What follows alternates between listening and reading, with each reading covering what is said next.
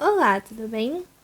Nessa questão aqui, a gente tem um pêndulo, que inicialmente ele estava aqui na vertical, em repouso. E daí, conforme a gente aproximou um ímã, surgiu uma força horizontal, né, que a gente pode chamar de força magnética, porque foi gerada por um ímã, de tal forma que equilibrou esse pêndulo, fazendo um ângulo de 45 graus com a direção inicial, que é a direção vertical.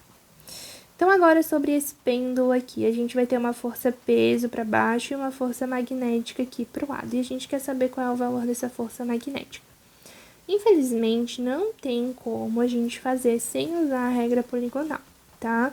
Porque como a gente está pegando aqui a relação das forças e a gente tem só o ângulo, não tem nenhuma fórmula que a gente possa usar que dê o valor dessa força magnética, tá? Realmente não tem nenhuma outra forma que não seja por polígono.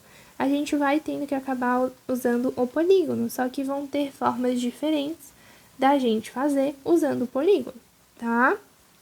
Primeira coisa, se aqui eu tenho 45 graus com a vertical, a força peso, ela sempre está na vertical, tá? A força peso sempre aponta na vertical para baixo. Então, aqui eu vou ter uma reta vertical, que vai conter a força peso, e aqui eu também tenho uma reta vertical. Então, eu tenho duas retas verticais, que são retas paralelas, cortadas por uma reta transversal. O ângulo que é feito aqui vai ser igual ao ângulo que é feito aqui, tá? Isso aí a gente aprendeu lá na matemática, pelo teorema das retas paralelas com uma transversal. Então, o ângulo de 45 graus é o ângulo de 45 graus que existe aqui. Sendo assim, o ângulo da força resultante vai ser, em relação aqui à força peso, né, vai ser de 45 graus também. Como a força peso está na vertical e a força magnética está na horizontal, aqui a gente também vai ter um ângulo de 45 graus. E a força resultante vai estar aqui no sentido do fio, tá? Por quê? Essa força resultante, na verdade, vai ser a força resultante dessas duas que estão atuando aqui. Mas daí, como a gente vai ter uma força de tração aqui, essa força de tração vai acabar sendo igual a essa força resultante que está aqui, e a força de tração acaba anulando com essa força, gerando a força resultante final do sistema nula, né? Por isso que ele vai ficar em equilíbrio.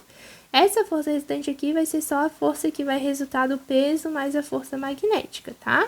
Aí, no caso, a gente pode dizer que essa força resultante vai ser igual à tração, porque em módulo, né, elas precisam ser iguais para que elas se anulem e a força resultante total do sistema seja nula.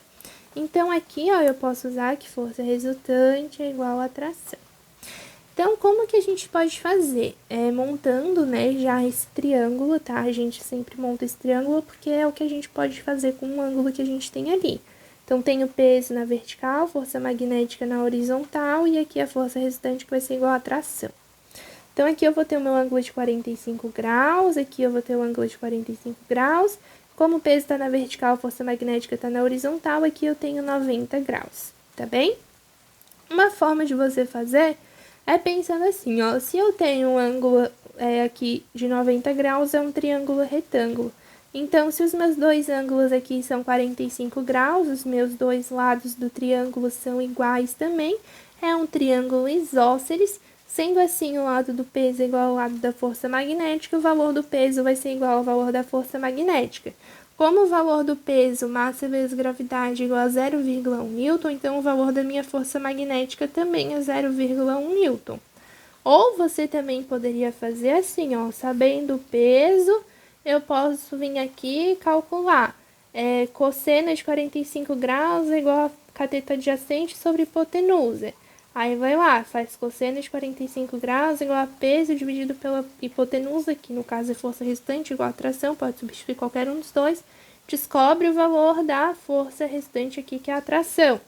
Depois vai lá e faz seno de 45 graus igual a cateto oposto sobre a hipotenusa, né? Que daí ficaria mais ou menos assim, ó. Cosseno de 45 é igual ao peso sobre a tração. E seno de 45 é igual a força magnética sobre a tração. Então, aqui, ó, tração é igual a peso dividido para cosseno de 45. E aqui, tração é igual a força magnética dividido para seno de 45, tá bem? As trações a gente pode igualar, então fica peso sobre cosseno de 45 é igual a força magnética sobre seno de 45. Como seno de 45 é igual a cosseno de 45, corta, peso igual a força magnética. Dava para fazer assim também, tá? Mas só olhando aqui os ângulos, né? Mas daí precisa ter um conhecimento da matemática, tá? Já precisa ter visto isso, essa é uma matéria um pouco mais avançada na física, então você já precisa ter uma base mais consolidada na matemática, na parte de figuras planas e tudo mais, tá? Mas realmente a única saída dessa questão é por polígono.